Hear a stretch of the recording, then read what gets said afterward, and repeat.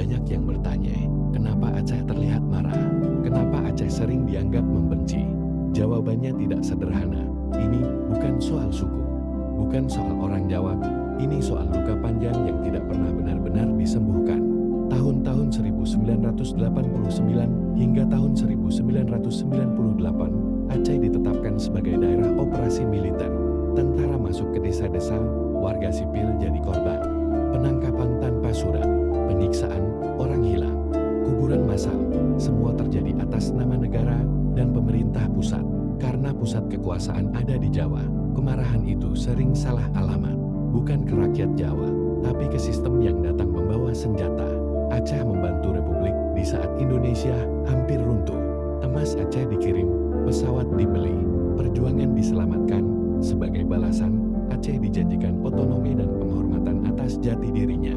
Tapi setelah negara kuat, janji itu ditarik perlahan. Keputusan tetap dari pusat, suara Aceh dikesampingkan. Kepercayaan runtuh bukan sekali, tapi berulang kali. Aceh adalah tanah yang kaya, gas alam, minyak, hasil laut. Puluhan tahun kekayaan itu diambil dari bumi Aceh. Keuntungan mengalir ke pusat, angka di laporan terlihat indah. Tapi di sekitar tambang, warga hidup dalam keterbatasan.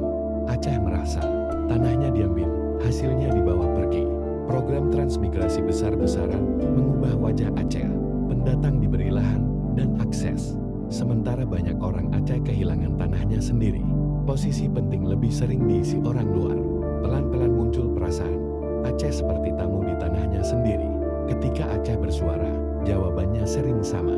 Keras, radikal, pemberontak, setiap kritik dicurigai, setiap protes diawasi. Aceh tidak diberi ruang bicara, tapi diberi cap. Stigma itu menempel hingga ke generasi berikutnya. Konflik mungkin berakhir di kertas, tapi tidak diingatan. Anak-anak tumbuh dengan cerita ayah yang hilang, ibu yang tak pernah pulang, kuburan tanpa nama, cerita yang disimpan diam-diam. Trauma diwariskan lewat keluarga, bukan buku sejarah. Inilah sebabnya emosi Aceh tidak pernah benar-benar padam. Bukan karena benci, bukan karena suku, tapi karena luka panjang yang belum sembuh. Memahami Aceh bukan soal membela, tapi soal berani jujur pada sejarah.